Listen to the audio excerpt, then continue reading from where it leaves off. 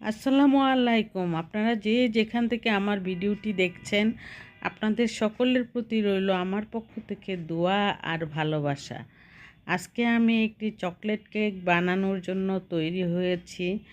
আর এই চকলেট কেকটা আমি A to Z আপনাদের সামনে তুলে ধরব। আর এই কেকটা ছোট বড় সকলেরই পছন্দ।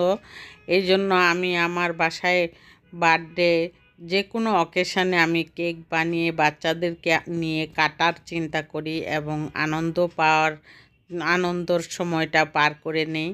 আর এই চকলেট কেকটা বানানোর জন্য এখানে হাফ কাপ ময়দা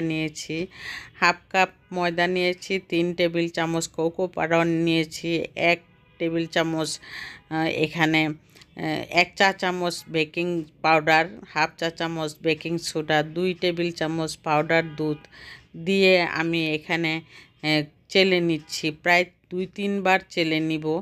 এই চালাটা একান্ত দরকার, যাতে কোনো লাম্পস না থাকে। সেজন্য কেক বানানোর পরে যদি কোনো লাম্পস থাকে তাহলে কেকটা দেখতে ভালো লাগবে না ভিতরে।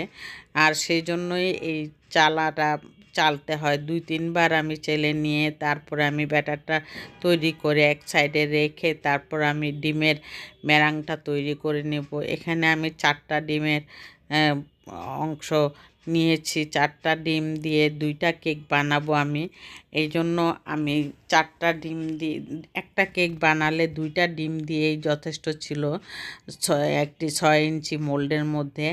এই জন্য আমি 6 ইঞ্চি মোল্ডের মধ্যে 2টা কেক বানাবো বিধায় আমি এখানে 4টা ডিমের সাদা অংশ ফোমি করে নিলাম। এখানে হাফ কাপ চিনি দিয়ে নিয়েছি। আর তা ফোমি হওয়ার পর এখানে আমি দেখুন কত সুন্দর ফোমটা হয়েছে। এই ফোমটা এই কেকের আসল জিনিস, যে কেকের ডিমের মেরাংটা যদি ফোমটা ঠিক মতো হয় কেকটা অবশ্যই ভালো হবে। আপনার কেক কোনো অবস্থাতে খারাপ হবে না। আর এখানে আমি ভ্যানিলা এসেন্স দিয়েছি আমি তেল দিয়ে দিয়েছি 3 টেবিল চামচ দিয়ে তারপর আমি এখানে সুন্দর করে 4টা ডিমের কুসুমটা দিয়ে লো স্পিডে বিট করে নিয়েছি। তারপর আমি ব্যাটারটা আস্তে আস্তে করে মিলিয়ে নিচ্ছি। এখানে কোনোভাবেই স্পিডে নাড়াচাড়া করা যাবে না, তাহলে ফোমটা নিচে বসে যাবে। কেক বানানোর পর কেকটাও বসে যাবে আর ফোমি ভাব থাকবে না। সেই জন্য খুবই স্লোভাবে, খুবই আস্তে ধীরে এই কাজটা করতে হবে। 2-3 বারে ব্যাটারটা দিতে হবে। এই ব্যাটারটা দেওয়ার পর কিন্তু যে কোনো উপায়ে হোক আপনারা কোনোভাবে স্পিড বাড়াতে পারবেন না। খুবই স্লোভাবে ব্যাটারটা করলে ব্যাটারটা অনেক সুন্দর হয়। এই সুন্দর হওয়ার পর আমি এখানে 6 ইঞ্চি মোল্ডের মধ্যে আমি ব্যাটারটা অর্ধেক ঢেলে নিব। অর্ধেক ঢেলে এরপর আবার আমি আরেকটা কেক বানাবো। 4টা ডিম দিয়ে 6 ইঞ্চি মোল্ডের মধ্যে দুইটা কেক সুন্দরভাবে হয়ে যায়। এই জন্য আমি এখানে একটা কেক বানিয়ে নিব আগে। এই যে কেকটা বানিয়ে নিব সেই কেকটারই আমি A to Z আপনাদের সামনে তুলে ধরব। আর এই কেকের ব্যাটারটা দেখুন এখন কত সুন্দর কালার এসেছে।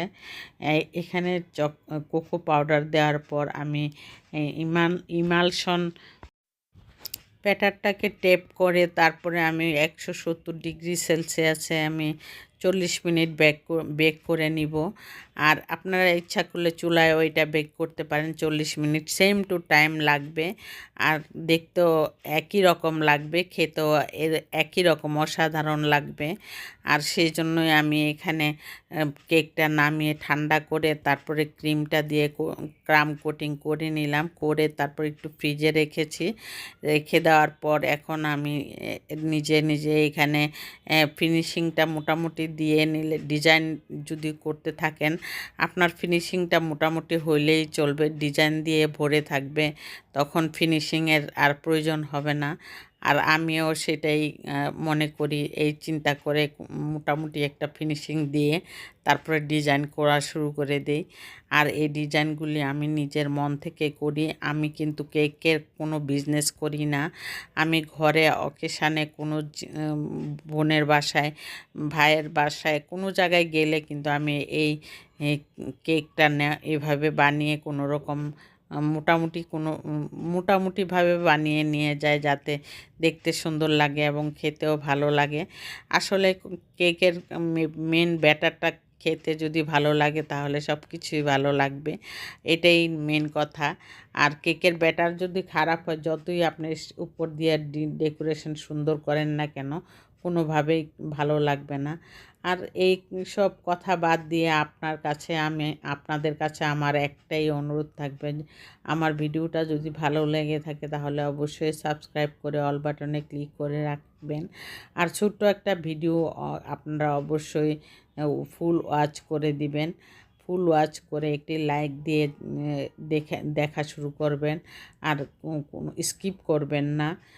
আপনাদের কাছে আমার ছোট্ট ভিডিওর জন্য আমন্ত্রণ সব সময় থাকবে, যাতে আমার ভিডিওটা আমি কন্টিনিউ করতে পারি।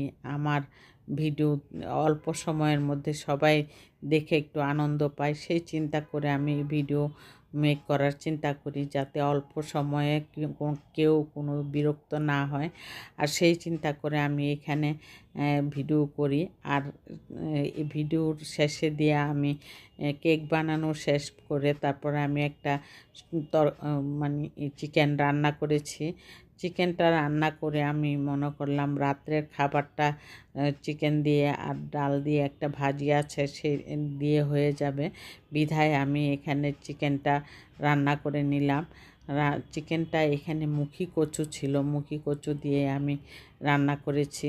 এতে করে কিন্তু চিকেন অনেক মজাদার হয়। মুখী কচু দিয়ে কিন্তু চিকেন রান্না করলে চিকেনের স্বাদ গন্ধ অটুট থাকে এবং মজাদার একটা খাবার হয়। আর সেই চিকেন দিয়ে আমি মুখী কচু দিয়েছি, একটা দুইটা আলুও দিয়েছি, মুখী কচু কম ছিল। আর সেই জন্য আমি এই চিকেনটা এইভাবে রান্না করে সবাইকে পরিবেশন করলাম রাত্রিবেলা।